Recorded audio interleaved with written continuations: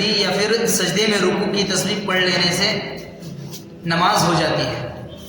بلا کراہت نماز ہو جاتی ہے۔ اگر کوئی بندہ بھول کر رکوع میں سجدے کی تسبیح پڑھ لے یا سجدے میں بھول کر رکوع کی تسبیح پڑھ لے تو اس سے نماز ہو جاتی ہے، نماز میں نہ سجدہ سہو واجب ہوتا ہے نہ نماز خراب ہوتی ہے۔ لیکن پھر بھی کوشش کرے اتنا بھلکڑ نہ بنے کہ ہمیشہ ایسا ہی کرتا رہے،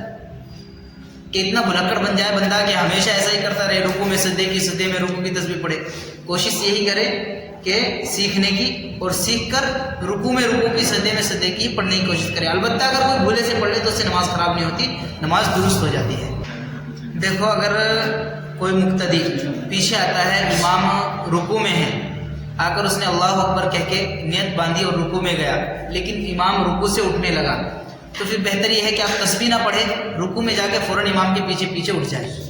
اگر آپ نے امام کو تھوڑا سا بھی رکوع میں پایا ہے تو آپ رکوع کے پانے والے، رکعت کے پانے والے بن جائیں گے، اور اگر آپ نے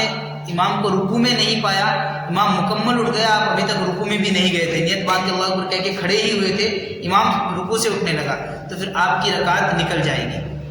آپ اللہ اکبر کہہ کے امام کے پیچھے رکوع میں جانے لگے، لیکن آپ نے وہ اللہ اکبر اتنی جلدی سے کہ اللہ اکبر کہتے فوراً رکوع میں چلے گئے۔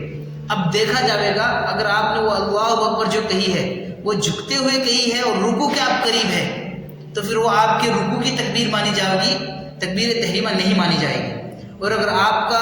وہ اللہ اکبر کہنا زیادہ کھڑے ہونے کے قریب ہے تو پھر وہ آپ کی تکبیر تحریمہ مانی جائے گی۔ البتہ اگر تکبیر تحریمہ مانی گئی تو نماز درست ہوگی، لیکن اگر وہ آپ کی جھکنے کے قریب ہوئی اور وہ رکوع کی تکبیر مانی گئی تو پھر آپ کی نماز نہیں ہوگی، کیونکہ تکبیر تحریمہ نماز میں فرض ہے، تکبیر تحریمہ چھوٹ جانے سے نماز فاسد ہو جاتی ہے، نہیں ہوتی۔ تکبیر کہنے کے بعد قیام کے تو کم سے کم اللہ اکبر کہہ کے اتنا تو بھی سکون ہو کہ نیت بن کے سکون ہو جائے، ہاں آپ نے نیت بندی تب اللہ اکبر کہہ کے رکوع میں جائے۔ لیکن اگر آپ نے اتنا بھی نہیں کیا، اللہ اکبر کہتے ہوئے فوراً چلے گئے، فوراً ہی چلے گئے، تو پھر بھی فقہاء کرام نے لکھا اللہ اکبر کہتے ہوئے آپ فوراً جا رہے ہیں تو اس جھکنے میں بھی اتنا ہے کہ آپ اگر جھکنے سے کم ہیں، ابھی کھڑے ہونے کی طرف زیادہ ہے، تب آپ نے اللہ اکبر کہی ہے تو آپ کو کہ وہ تکبیر تحریمہ مانی جائے گی اور آپ امام کے تابع ہو جائیں گے، رکوع میں نماز ہو جائے گی۔ لیکن اگر آپ کا جھکنا رکوع کے قریب زیادہ ہو گیا، آپ زیادہ جھک گئے،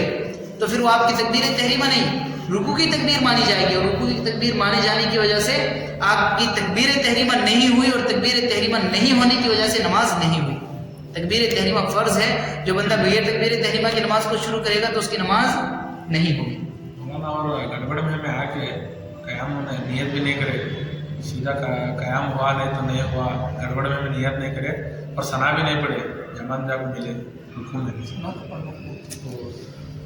دیکھو امام کی اقتداء میں ہی نہیں، اپنی نماز میں بھی ثنا پڑھنا سنت ہے۔ اگر کوئی بندہ ثنا نہیں پڑھتا، ڈائریکٹ سورہ فاتحہ شروع کر دیتا ہے تو اس سے اس کی نماز ہو جاتی ہے، نماز میں خرابی نہیں ہوتی، البتہ سنت کے خلاف ہوتی ہے، سنت کے خلاف ہوتی ہے۔ رہی بات امام کی اقتداء میں، امام کی اقتداء میں اگر امام نے سورت شروع کر دی، سورہ فاتحہ شروع کر دی، اب آپ اگر پیچھے سے لگے ہیں تو پھر آپ ثنا نہ پڑھیں، آ کر اللہ اکبر کہہ کے خاموش کھڑے ہو گئے، امام کی قرات سننا شروع کر دیں۔ آپ ثنا پڑھیں گے تو